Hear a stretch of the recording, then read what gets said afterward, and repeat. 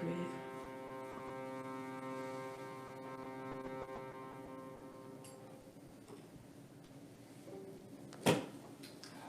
All right, welcome to Krishna Cove, everyone.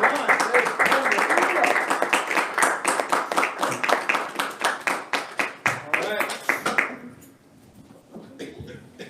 So, do we have anyone here for the first time? No? No? Candy's back. Let's welcome her. It's always good to have Sorrel in the house. Nobody here for the first time? Nope. Gabriel's here. I hope there's nobody here for the last time. I hope not. Let's hope not. That would be depressing. Yeah. Good to see you, Candy. All right. So, as you guys know, Krishna Cove is where we discuss Bhakti Yoga. I think you guys all know that. It's the yoga of the heart. And yeah, that's what we're all about here. So we'll be talking about Bhakti tonight. And the title of tonight's discussion is Purification by Determination. All right, I am not going to talk anymore. Please welcome Gurudev.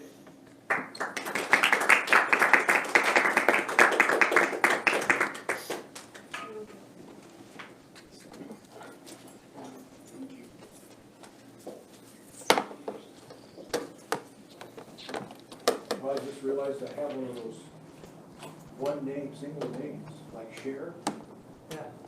Gurudev? Shakira. Shakira, that's a good one. Okay, you guys figure out that. Don't worry about that. It's something when you would get to, what is this one name and everybody knows who you're talking about? It's something, I feel special.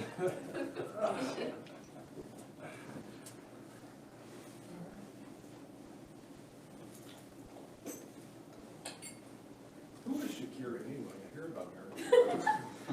Her hips don't lie.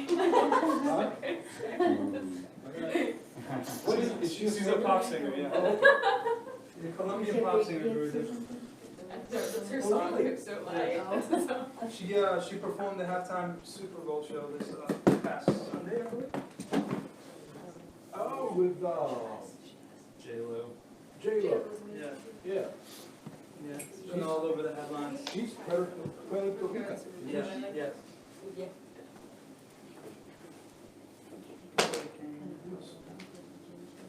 Somebody stole my chart. Really? No, it's a change. He's busy. The whole, she used it to muffle her. She asked me if she could use it. So she wrong. Yeah, I saw her outside. Apologize for missing your show tonight. Go help her with the gym a little bit. She sings. Yes. I wish there was music in the 2 hours. How long is it? Till Sunday. Whoa. Hey, wait a minute. You didn't come to see me. You came from the gym show, didn't you? Well, I came tonight to see you. Getting all puffed up thinking, wow, Kennedy came all the way from, where, Boulder? Yeah. All the way from Boulder just to see me, but I was so wrong. Let's just leave it here. I'm just kidding. I could not come. So glad, how's things going? Really good. Really good. I go to a Buddhist-inspired university and I study yoga as Wow. an arts degree. It's really great. Yeah, this is great. Okay, yeah, a little microphone. Oh, this is good. I was gonna say, the sound, from what I've seen lately, the sound is not so good. Okay. I'm gonna try to get it better here.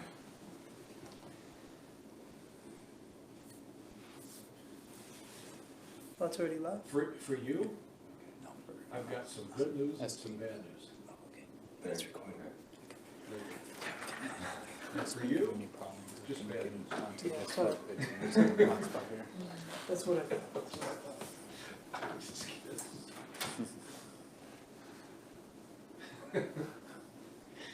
Why is it so much fun to be cruel? Cruelty has its just... All right, cruelty aside.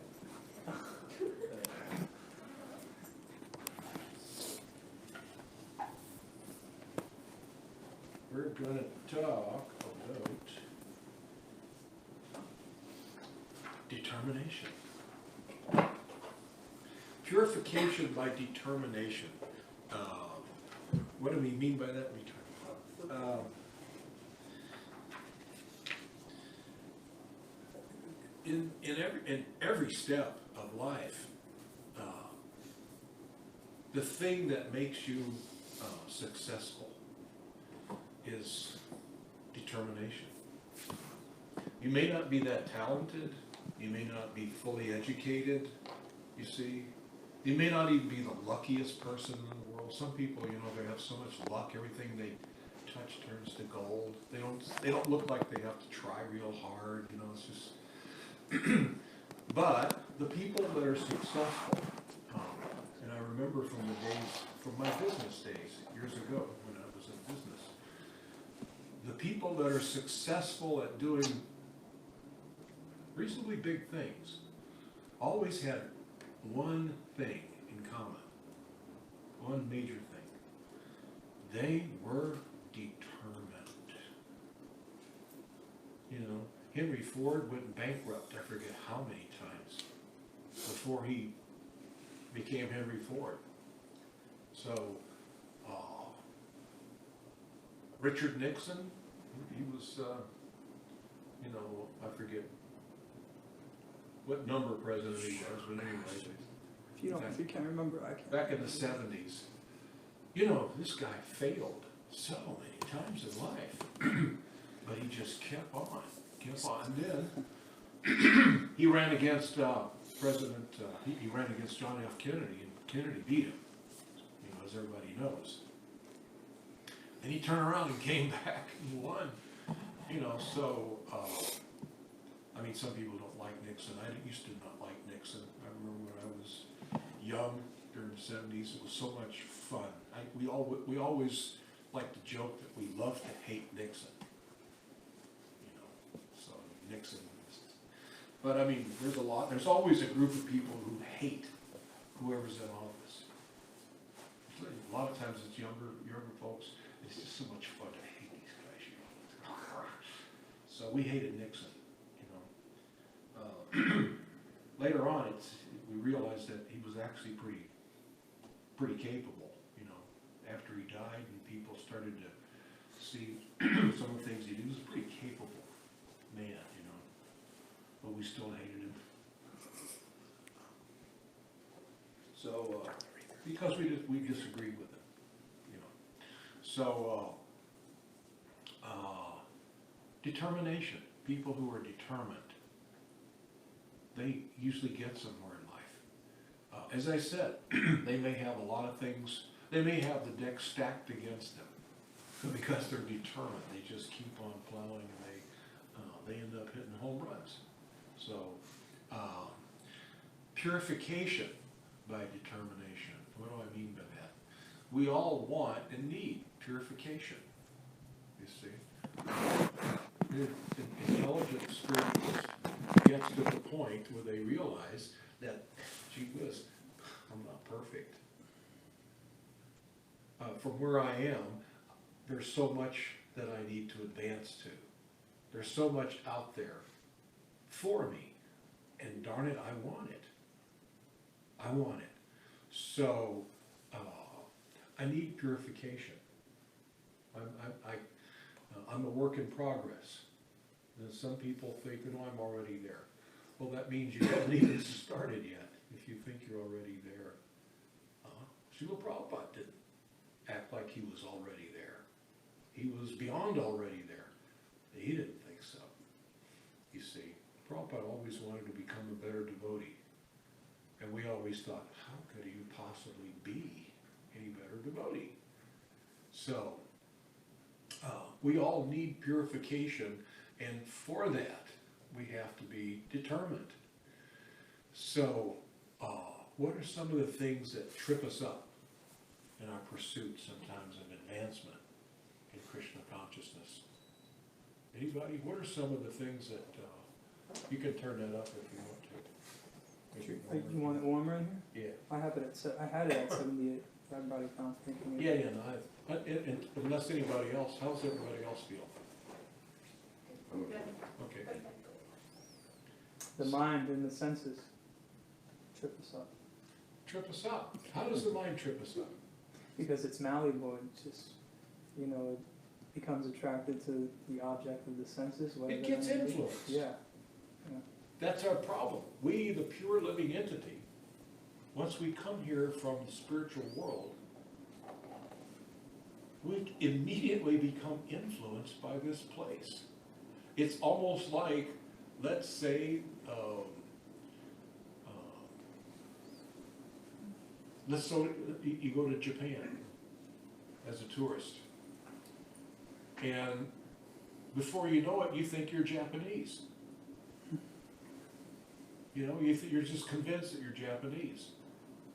You're just so influenced, and I don't know, maybe it's a crude analogy. But you see what I mean? You're so influenced by it that you do everything like that, the surroundings there.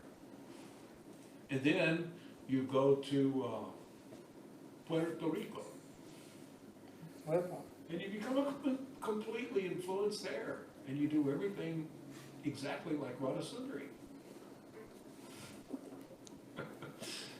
You see wherever you go, you become totally influenced by that place. This is the nature of the living entity. When we leave Krishna, when we're no longer conscious of Krishna, then what am I conscious of? Wherever I am. Because I've lost sight of my home, you know, my birthright, so to speak, and I've lost sight of my beloved Krishna. I've lost access to my Sat Chit Ananda. Sat, my knowledge of being eternal. Chit, I've lost access to full knowledge, all my knowledge. And Ananda, I'm no longer eternally blissful. So here I am in a place, I don't understand everything around me, so I feel insecure because there's so much I don't know. You know, in this material world, we get the feeling there's so much we need to learn. So therefore we go to school, we take this class, and that class, and you see, we have to be educated. When we're born, we're like a brand new computer. There's nothing on the hard drive. You have to learn how to walk, how to talk, how to eat, you know. And so all this influence from wherever you are starts to come in and affect you. And you start to believe, this is my home, these are my parents, I am a byproduct of these two bodies. Because I think I am this body. And so I'm an American, I'm Japanese, I'm a man, I'm a woman, I'm a man, I'm a human, or I'm a squirrel, or I'm an earthling. So I've become completely influenced. My mind is influenced. Excuse me. So another trick that our mind plays on us, for those who decide that I want to get on the spiritual path and I want to advance. A lot of times the mind says, hey, you can't do that. You? What makes you think that you can do this? Do you see that guy over there? Do you really think, this is your mind talking, do you really think you're ever going to be like that? Get out of here. You can't do that. You see? Well, so I'm unworthy. How many times have I heard that? Oh, I'm just so unworthy. Okay, you know. Yeah. I don't deserve it. So I'm unworthy. I'm so fallen. Well, I'm so fallen and unworthy, and I don't deserve to go back to Godhead. You know, that's for him and her. Then they'll go. So the mind just starts. It will beat you up because it looks like a really insurmountable task. I mean, to actually find God and resume a lost, loving association with Him? Come on, this is huge, isn't it? How do you do something like this? I was gonna say, Guru Dev, that a lot of times we had it. Did I say it was your time to talk? No, you didn't. Sorry. Okay, it's your time to talk. Figured the cup to the mouth. You've learned from her. Yeah. So I feel like we're always on these opposite extremes where it's either like we think we're the center or we're just like steeped in self-loathing. It's like one of the two. Right. I'm either one or the other. Right. I'm either Yeah. I'm the center of attention here, and everybody should be looking at me, or how come I'm not? I should be. No. You know, I'm just not worthy. That's why. And she's picking on me, and he doesn't like me, and you know, I have people against me. So I'm trying to set the stage here, you know. So because I've got a couple of very important verses in Bhagavad Gita where Krishna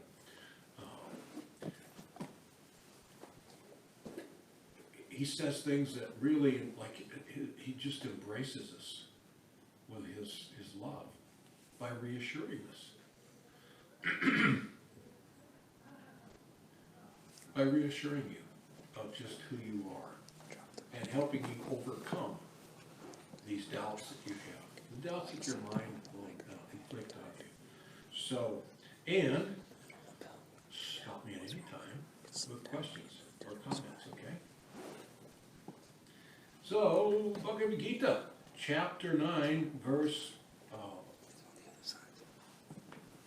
I mistyped that. It's actually 30 through 31. I had 3 through 31, but that's too many. It's really verses 30 and 31. Krishna says in Sanskrit, Api chet sudaracharo bhajate mama nanyabak sadhuri vach evasa mattavayaha samyagyasito isaha.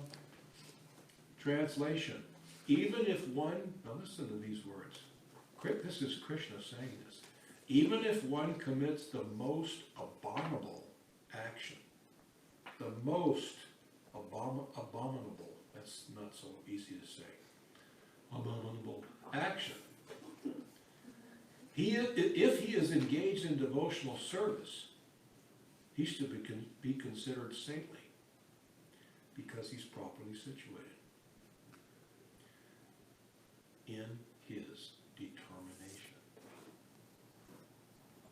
This is heavy. This is Krishna. This is Krishna's, so many times Krishna speaks and you can feel his words just like a loving embrace. So Krishna's saying, who's he saying this to? He's saying it to Arjuna.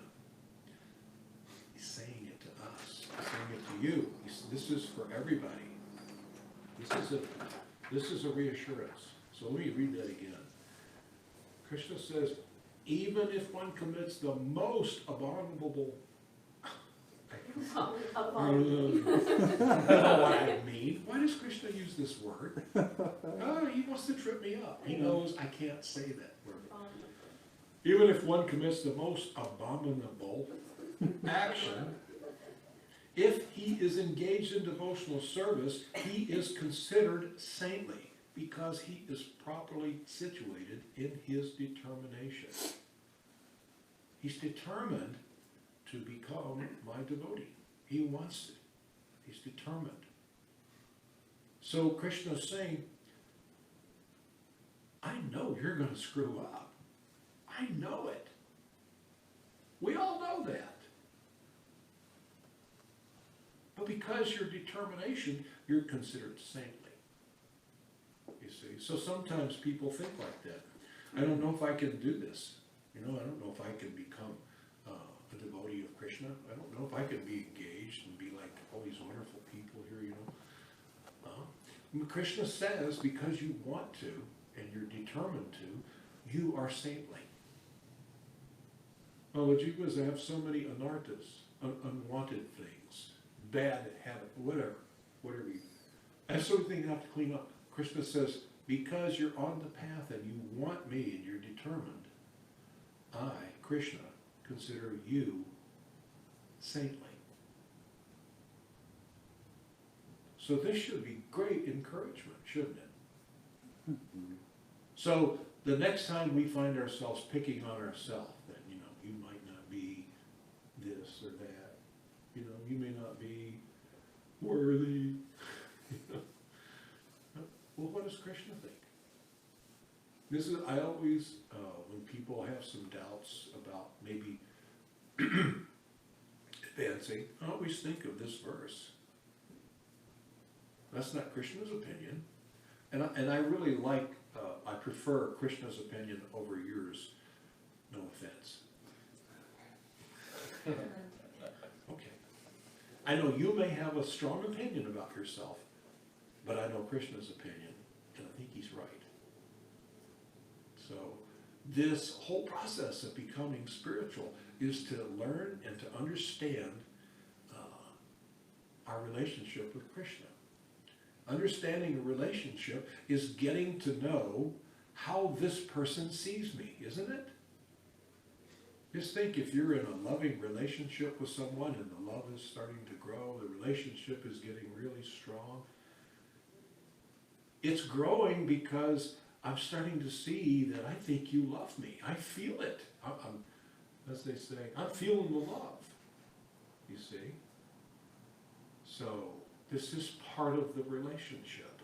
This is building even a material relationship, what to speak of a spiritual relationship. So as we dive into Bhagavad Gita and we associate with Krishna, this Bhagavad Gita is direct association with Krishna. It's not indirect. This is Krishna's opinion right here of you. This is a direct communication directly to you and everyone and all other living entities. That if you ever turn your attention towards me and you start to pursue me with determination, that I see you as a saint. And Krishna's opinion is the most important as to how advanced you are. So one person may think you're a jerk, but if Krishna thinks you're a saint, we don't care about the guy who thinks you're a jerk, do we? It's entitled to his opinion. I like Krishna's opinion. You'll find that Krishna's opinion is always, his opinion of you is always good. It's really good. It's like I was just in El Paso when I was talking with the devotees. And we were talking about you need to see yourself. You need to not puff yourself up and make it out like you're better than anybody else. You don't want to do that. But you need to try to see yourself a little bit the way Krishna sees you. You are his part and parcel. He actually says you're eternally. Krishna says, what is it, 15th chapter? Krishna says you're eternally, the living entities, my eternal fragmented part and parcel. That means we're fragmented because we're never going to be one. You are never going to be me. It's like you and I are eternally fragmented. I'm not going to become you, and you're not going to become me. That allows us to love each other, you see. So Krishna says, eternal. Eternally, you are my fragmental part and parcel. You're a part of me. You and I are the same, yet you're never going to be me, and I'm never going to be you. Therefore, we have an eternal relationship. But Krishna goes out of his way to point out that you are of the same quality as I am. You are my part, my beloved part and parcel. You see? So, it's like you have a gold mine. And in the gold mine, there's a lot of gold. big gold mine, lots of gold. What carat is the gold that comes out of that mine? 24. 24 carat, right? So it's 24 karat gold. So you take a piece out of that gold mine. This gold mine is gigantic, goes for hundreds of miles underground. And you take a little piece of gold out of there, out of that mine. What carat is that little piece of gold? 24. 24. And if you analyze it, it's exactly the same stuff as the mine. It's just teeny tiny, you see. And it's not the source. That mine is the source. And yet they're the same. They're different, but they're the same. Did you have a question? Yeah. So then when you return back to Godhead, then are you no longer fragmented part and parcel, then you're actually like No, we're eternally fragmented. so even when we go back to Godhead, Yeah. then you're still okay. It's not that we go back to Godhead, I wasn't sure if it was and then we like go, morphin or something. yeah, it's like Krishna just, Yeah, like that's how I was thinking. and you're like, and you're, I didn't go that far, but yeah, and you're gone, you know, it's like, here you are under Krishna's shirt, moving around.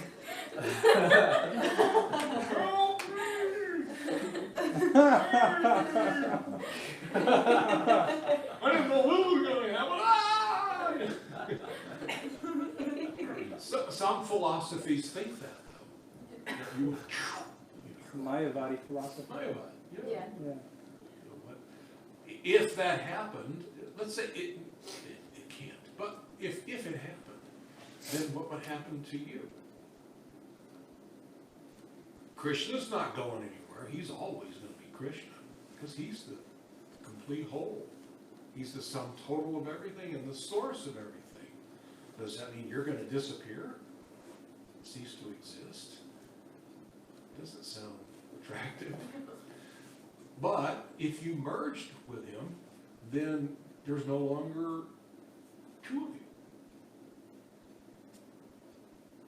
So then how can there be a love affair? You know? So if you X out the love, you know, X the L, X the O, X the V, X the E, take away the love, then you could see how that might be a viable philosophy. But if somebody says, well, what about the love? You go, oh. Well, I wouldn't think of that. What about the relationship? Well, I don't need a relationship. I'm going to merge. So I'm hoping that whatever this entity, God, enjoys, that if I merge, I will enjoy on that level. Right? Otherwise, why would I want to merge? Yeah. I have a question, kind of off topic, but similar to the love. So, Yeah, good. at my school, I'm taking an Indian devotional and raga singing class. So I'm learning a lot of different kirtans and ragas to various gods and goddesses, like Lakshmi, Kali, Hanuman. I'm just wondering, I know this might be kind of unrelated, but is singing and worshiping and appreciating those other forms of, you know, Krishna or the God, the source energy, at all interfering with the relationship with Krishna, or like you said, like, you know, distracting away from it and therefore affecting it in any way? It could be slightly, I don't know if distracting is the perfect word. It could be slowing your unity with Krishna on a personal basis. It's a step, but if you stay there, then you've just got splayed. You see what I mean? We offer respect. It's very respectful to chant mantras to Lakshmi Devi. Very respectful. But chanting to Lakshmi doesn't get you necessarily to Krishna. Right. So if we ultimately want that source of love, that warm and fuzzy Krishna guy, that, you know, the all beautiful, all loving, then it just stands to reason if we put more of our attention towards him, then we'll gravitate quicker towards him. But it's not bad. You know, these are good things. And if it's a course that you're taking, you need to pass the course, right? You get a grade for it? Yeah, you get to lead kirtan as your grade as long as you lead once, you know. Yeah. So, and I did Hare Krishna, but I did Maha Mantra, but just like I'm learning so much about these different deities, you know, and their like relation to Krishna and Govinda, the younger Krishna, and you know, everything, all encompassing Hinduism, and I'm just wondering, is it offending? You know, No. and I'm like, I don't think It's so. not 'cause offensive. It's like, Not offensive. okay, It's good to know. yeah. If you want to kick it into overdrive, then Maha Mantra, max out on Maha Mantra, which is like, Go hard with Maha Mantra. what is it there used to be this show called Star Trek? Yeah, The next generation, yeah. the next one. Well, I was thinking Yeah, of the Enterprise, original one. yeah, Enterprise. Enterprise. But they used to, when they would go, like when they would like go so fast they just disappear. Yeah. Or warp speed. Warp 10, Mr. Spock. Yes, aye, Captain. Then they would, you know, they're like zoom. So if you want to go into warp speed to Krishna, then you, Hare Krishna, Krishna Krishna, Hare Hare, Hare Rama, Rama Rama, Hare Hare. You're already there. You see? You're like, Just run you the just, ship together. you just folded space, you know? So, yeah, Thank but you. all the rest of it is good. You know, you're in the mode of goodness. So I'm not saying drop it, walk away, you know. Just remember, you know, the more Maha Mantra you get, the closer to Krishna. I mean, actually, when you're chanting Maha Mantra, you actually have Krishna.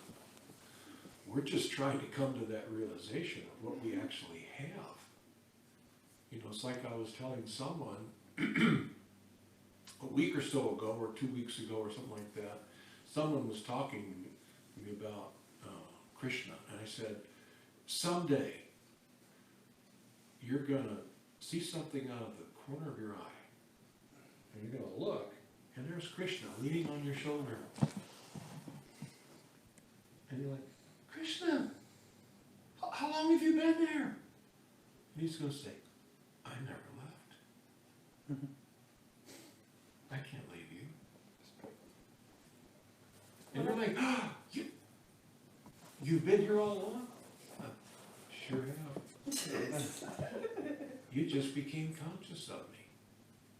Ding! Congratulations. So that's what it's all about. It's not like we're going to go off and find Krishna, like we're going to go, you know, like when somebody's lost in the mountains, we're going to form a search party, we're going to see if we can find them with bloodhounds and everything. We're going to go look for Krishna. It's like, you know, someone, back in the 60s, I was in Chicago and this guy came up to me. He was one of these nutty guys on the street, you know. And he says to me, excuse me, sir, have you found Christ? And I said, my God, I didn't even know he was missing. I was just trying to be funny. He didn't think it was funny.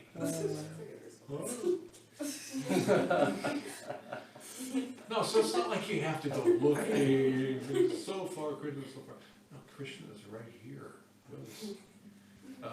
We leave him only in our consciousness. You see, our trip through the material world. This is happening in this is an adjustment of your consciousness. When we get our consciousness back, it's practically like none of this ever happened and we never really left Krishna. So it's like that. Krishna, you say, Krishna, how long have you been there on my shoulder? You know, just, you know, Krishna's like, I never left. We've never been apart. Krishna loves you so much, he's not going to let that happen. He's God. You're his beloved.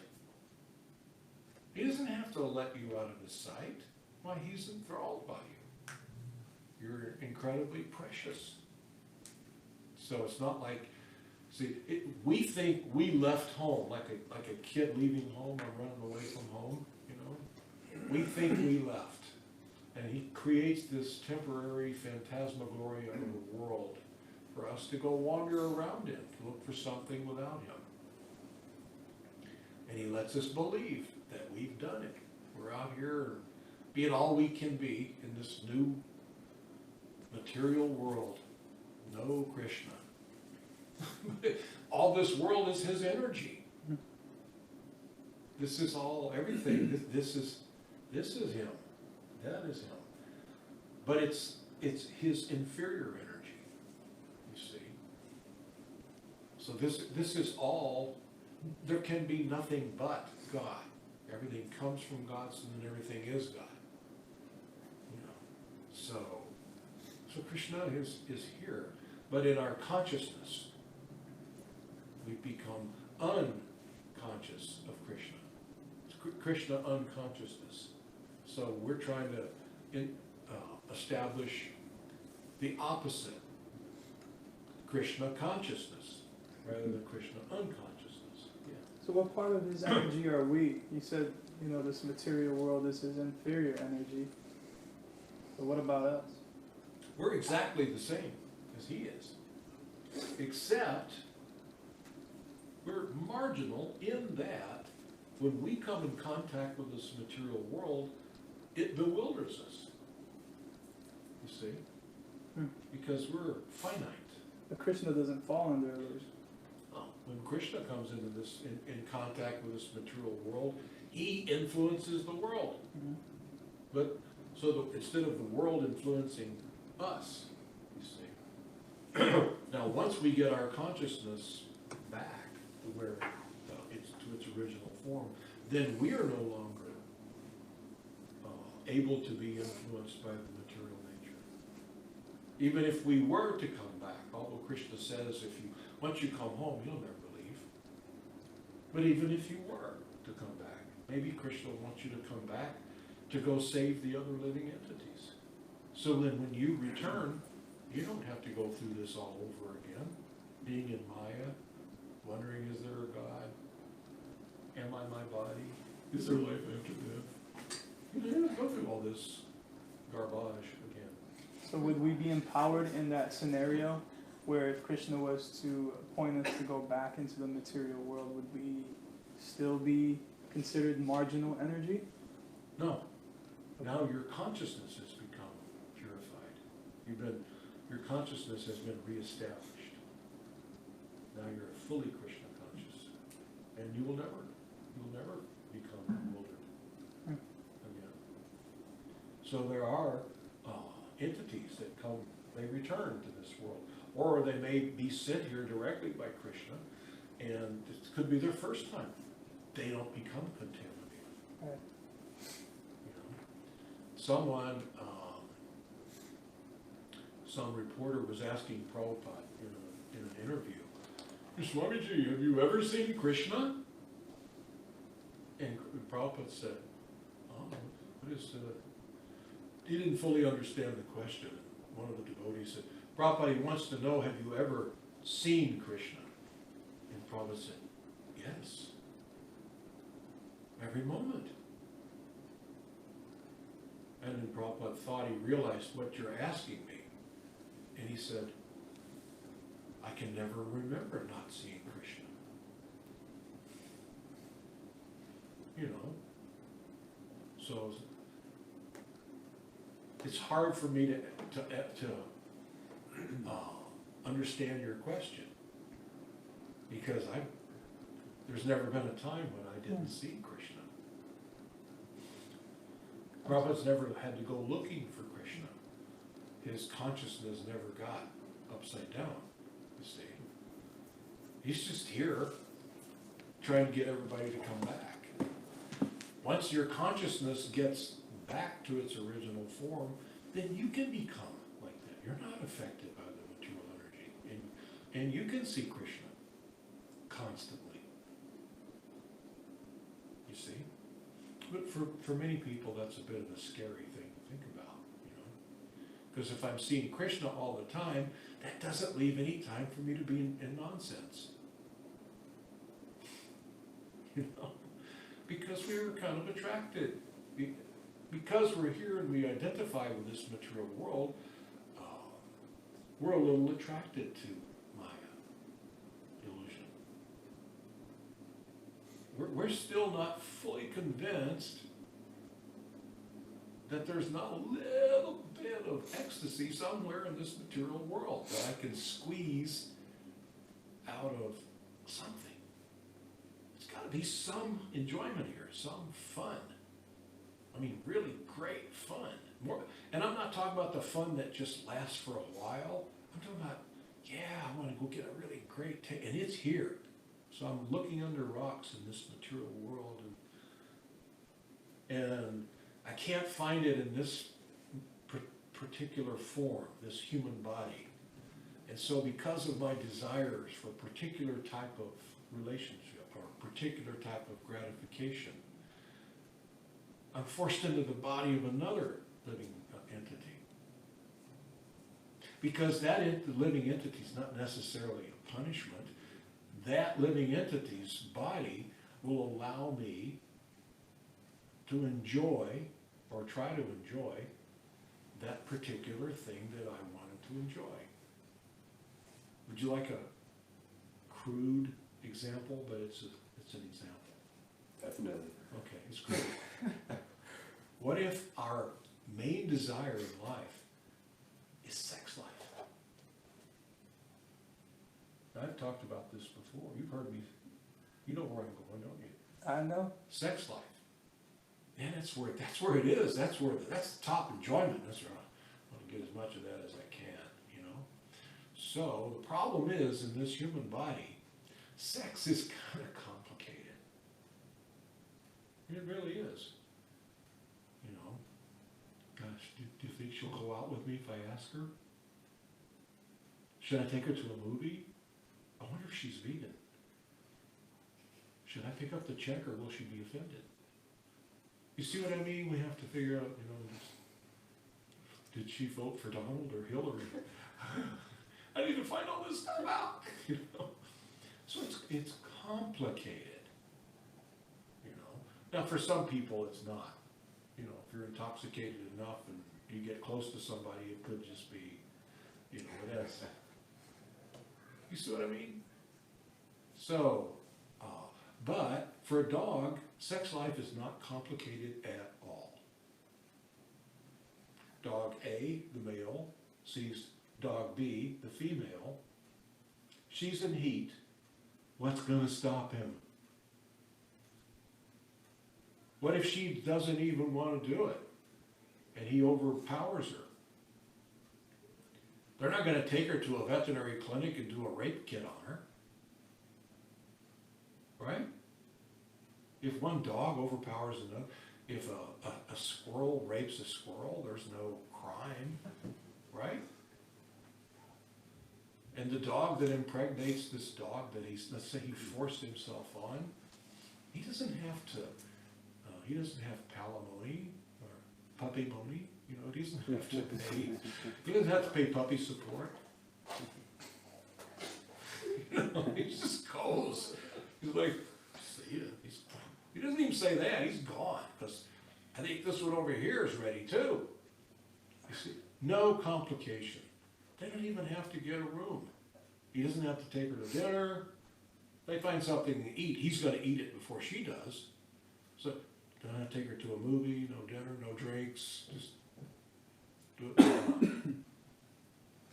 So a dog's life accommodates your sex desire far better than a human's. Now the question is, does a dog enjoy sex as much as a human? I would say he enjoys it more. It more, Yeah. you know? The dog's sense of touch is far more advanced. I mean, you know, you scratch the dog, haven't you? You scratch it, and they start going, you know, they can't control it, you know. This sense of touch, you know, just so, or just petting a dog or a cat, you know, you just run your hand on a cat's back and you got a friend for life. You know, you can do it a couple of times and then you stop and the cat will look at you like, come on,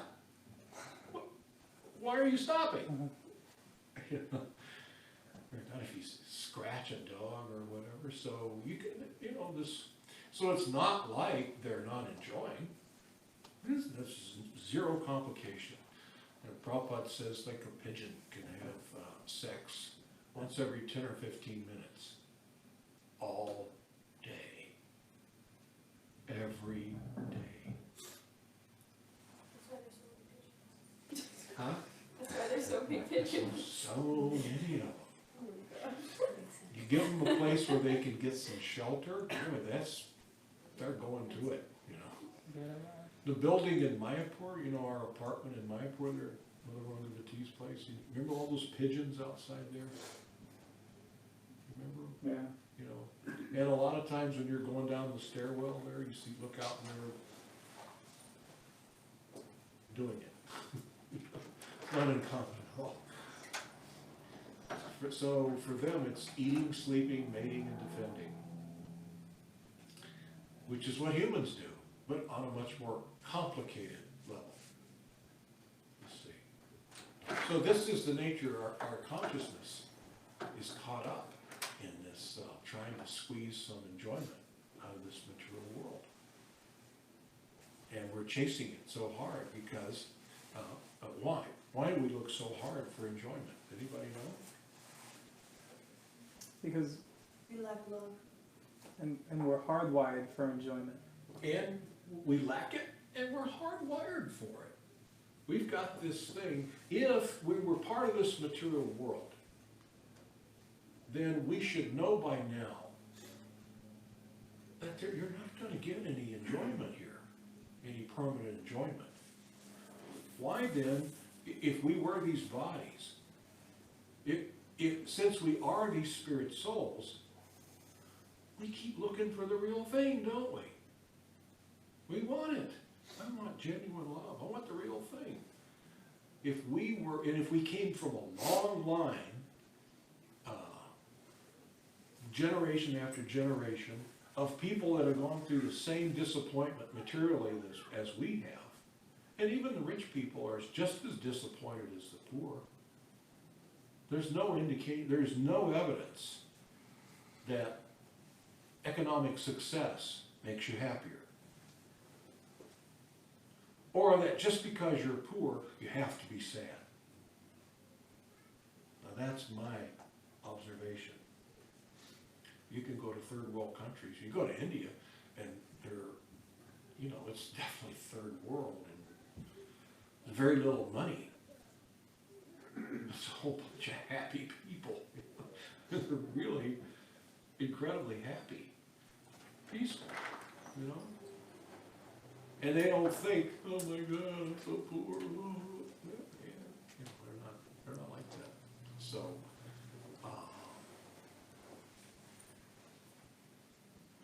if it was a fact that we are a product of this world, then we're incredibly stupid. Our genes haven't, from our ancestors, we've never realized that there's just no enjoyment here. We should know that. And if we weren't eternal living entities, then why do we want to live? Everything that's ever taken birth in this world has died. The death rate of the planet is 100%. Always has been. So that is where you come from, if you are this body, and if you are a part of this world. You come from a long, long line, all the way back to the beginning of time, of things that die. Why aren't we okay with that? You know, now some people say, well, I'm not afraid of dying, you know. Yeah, come on. You know, Dr. Bob, the tall, He works in the hospice? yeah, he works in the hospice. Let me tell you, when it comes time to die, you shouldn't be afraid of dying. People tell him all the time. They say, Bob, yes, what? I'm scared. What are you afraid of? I don't know what's going to happen. I don't know what this is going to be like. You know, in other words, at the end, we can't accept, if we're conscious, we can't accept. I mean, I know I'm going to die, but I don't know what's going to happen to me. So, but if it was just normal, if you were the body and part of this world, then, my number's up. And they may have that in movies or whatever. Come on, the real world doesn't happen that way. I've talked to people that were in war, you know, and no matter how they portray heroes in war movies, it ain't like that. You got these big warriors and they're trained, and they're scared. They gotta really focus because they're scared. They don't want to die. So it's not our nature, because you're eternal. You're an eternal living entity. You can't die, but you're in a body that you know is going to die. That's confusing as heck. That's frustrating. I'm an eternal living entity, and I'm in a world of death. You could say, well, it's a world of birth too. Yeah, but it's everything that takes birth is going to die. You see?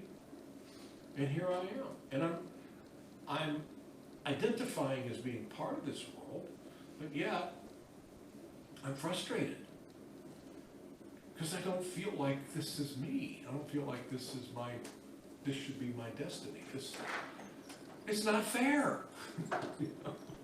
Can you actually imagine, can you imagine if at the time of death, I mean, think about this. Tell me if you can picture this, or if you've ever thought about this maybe.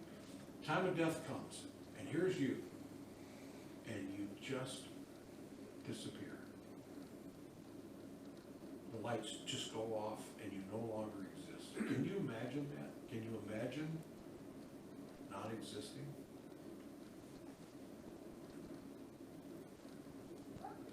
Now, if we listen to philosophies around us, material philosophy and many religious philosophies, there was a time when you did not exist. How come you can't conceive of it? If you came into being and you're going to exit the state of being, that means eternity's been here before you then. So, this state of not existing shouldn't be new to you, because you did it for eternity. Good point. So it should be just like going home. If I came into existence, and since I've come into existence, I've had nothing but struggle, disease, old age, like that. So, and lack of knowledge, insecurity. So if that's true, if I at one time was in this peacefulness of non-existence, and I came into being, then I should be looking forward to the final act, right? But we're not. We're not. Because Krishna says, never was there a time when you did not exist. Never will there be a time when you will cease to be. You're unborn, eternal. So now, we have to find out, not if I'm eternal, where was I before I got here? Don't worry about that. Let's worry about down the road. that we don't drive down the road looking in the rearview mirror.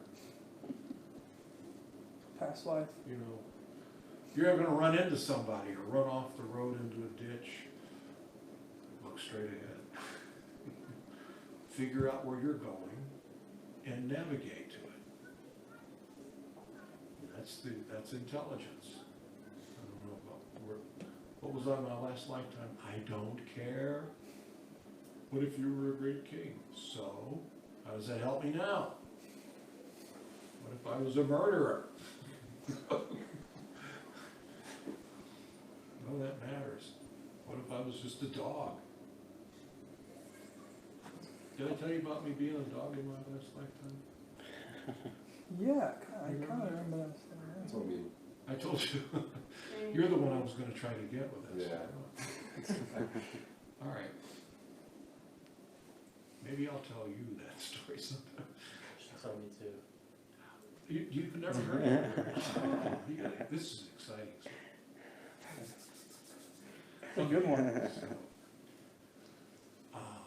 You see what I'm talking about, though? This is purification of all of this lack of consciousness. What is lack of consciousness? Ignorance.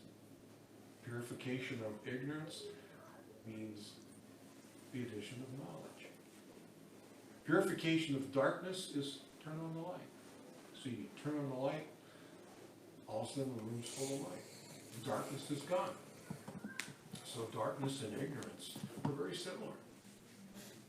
If you want ignorance to go, throw in knowledge. Bam. So when you get transcendental knowledge, it's a bell that you cannot unring.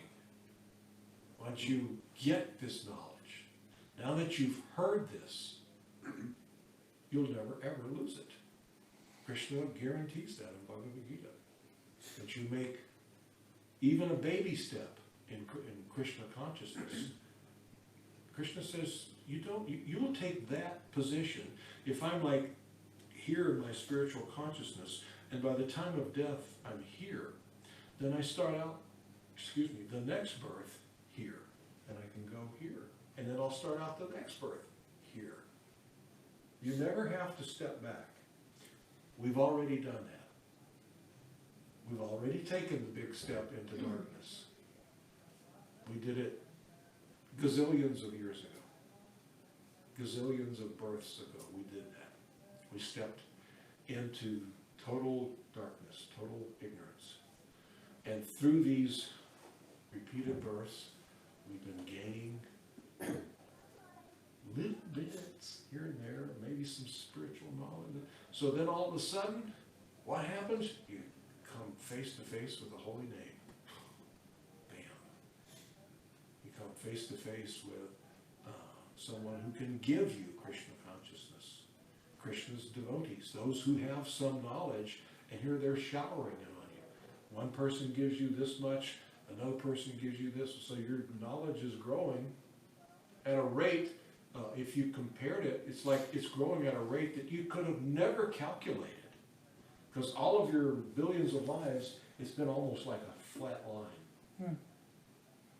Maybe just a teeny bit of an increase, but just a flat line as far as your knowledge.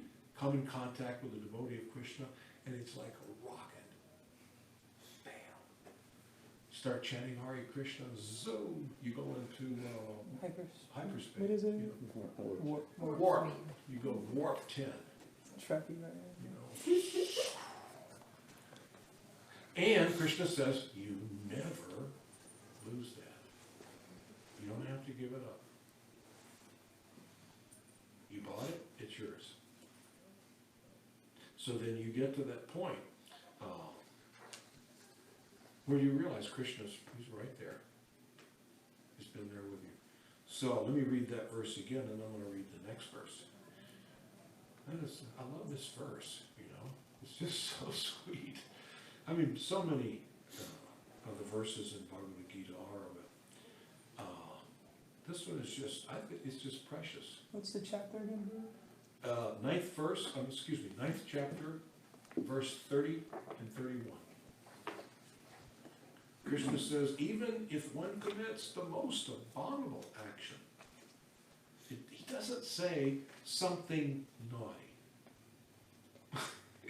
Krishna says, even if one commits the most abominable action, if he is engaged in devotional service, he is to be considered saintly because he is properly situated in his determination. In other words, you stay determined, you're going to stay properly situated, and you will remain saintly. So in the next verse, Krishna says,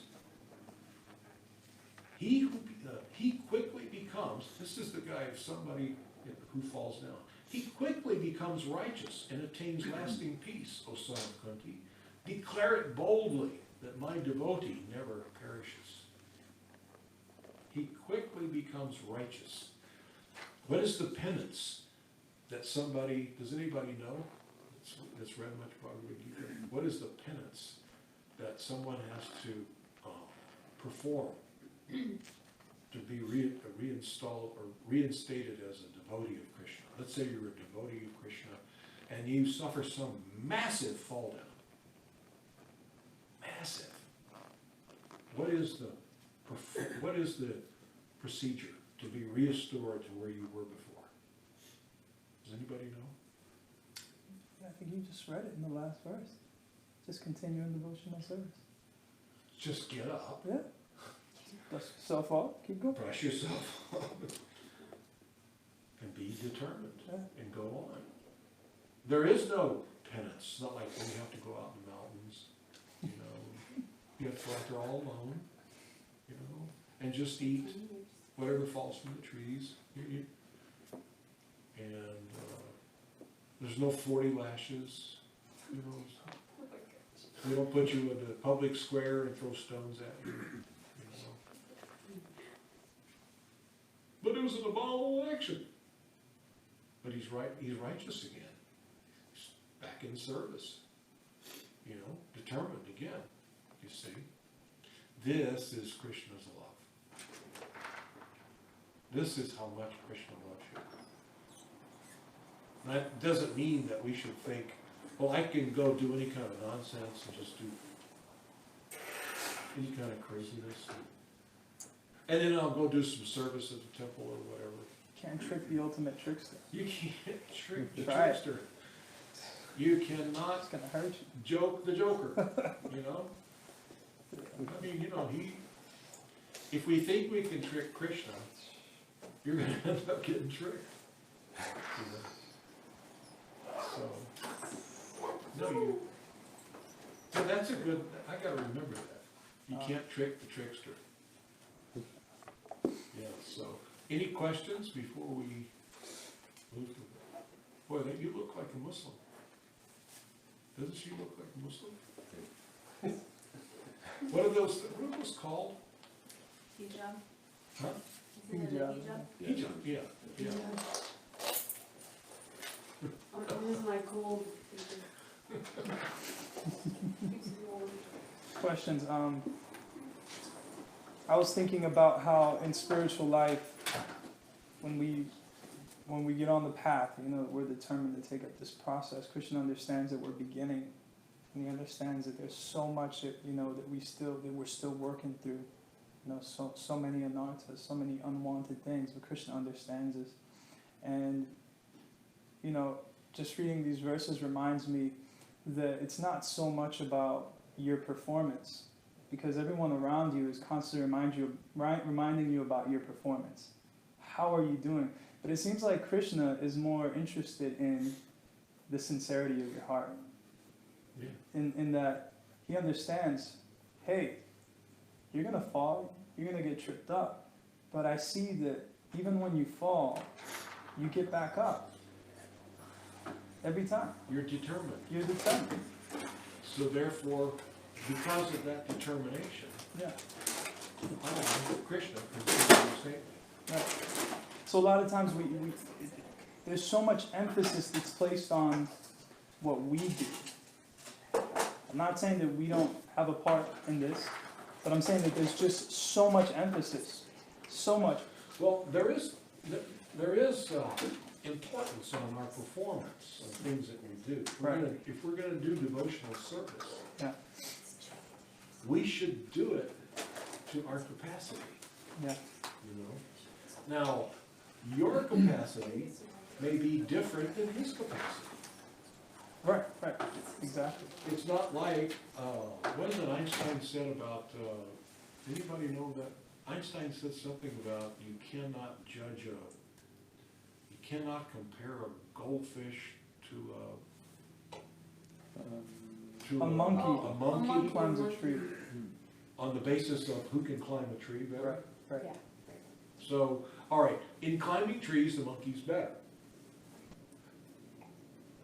In staying underwater, the fish wins. Right. So there's different capacities, and it's not just your body, but you have a different capacity to do a particular type of service. You have a path that you should walk. You know, and it's dangerous to walk the path of another, even if you do it perfectly. Right. That's worse than walking your own path and doing it imperfectly. Because in the long run, it's not going to work for you to try to fit. If you're a square peg, don't try to go through a round hole. You can't do it. Right. You're going to frustrate yourself. If I set a standard for society that you, to be accepted, have to be like this, that means only those who can do or look like that are accepted. You see what I mean? This is complete material consciousness. You are who you are. You are who and what you are. You have a very particular, a very individual way of exchanging love with Krishna. That makes you unique. You're incredibly unique. And we need to find out what that is. We need to find out what is my unique position with Krishna. That, as a matter of fact, that's all I should care about. Except helping you find yours too. You see? Once I find mine, then I need to go help everyone else. See how it works? So, but we can't. There is no cookie cutter thing. Right. There's no mold that we all have to try and fit into. Right. Even if I want you to be just like him. And you know, I'm reminded of something, Gurudev, too, as you're speaking. I'm thinking about the importance of having someone that can see those parts of us that we can't ourselves see. You know, it's important to have that because society is constantly telling you that you're not good enough. You know, you got so many people that are telling you, that are basically pointing out your flaws and telling and reminding you of all these things. But yet the spiritual master is always reminding you of who you are, who you really are. So it's just another reason why it's so important to have someone like that. The aspiring devotee gets into a state of humility. Yeah. And he starts to see himself lower than the straw on the street, which is just the opposite from the materialist, who has to show everybody that he's as good, if not better, than anybody else. Otherwise, I won't get the promotion at work. Yeah. You know, I won't get the girl. I won't get whatever. So, in spiritual consciousness, I can say, I feel like I'm more fallen. And the spiritual master and the assembled devotees will convince you, no, you are part and parcel of Krishna. It's just the opposite. Instead of the world trying to bring you down, while you're trying to pull yourself up, in the spiritual consciousness, you're feeling fallen. And the assembled devotees, especially the guru, pulling you up. Yeah. They're empowering your consciousness. Because everyone else that you encounter, to varying degrees in the material world, have something to win or lose off of your success. I might have something to gain if you're successful. You know, it's like if I get an override on what you sell, then I want you to sell and be real successful, because it's good for me. But if I'm competing for his business with you, then I need to cut you, I need to run you down. And that's more common in this world. That's the theme. That's the thing. It's like there's more of that than there is of people trying to actually see you succeed and, Right. and grow and be happy. Whereas the guru sees you as already a success. Right. Why? Because you walk through that door. If you keep on coming through that door, you're going to be a bigger and bigger success. And the servants of Krishna can see this. So therefore, just like Krishna, who we're part and parcel of, we see you the same way. We've already succeeded. Does that make any sense? You're already a success. Yeah. That's good. So, any more questions? Some pretty good discussion. That 9th chapter's really sweet chapter. Powerful verses. Bhagavad Gita can actually, if you can surrender to the philosophy, it can just swallow you. It's like Krishna just embraces you. You get involved in these words. He's got you. You can get lost in it if you just stop, meditate on what he's saying.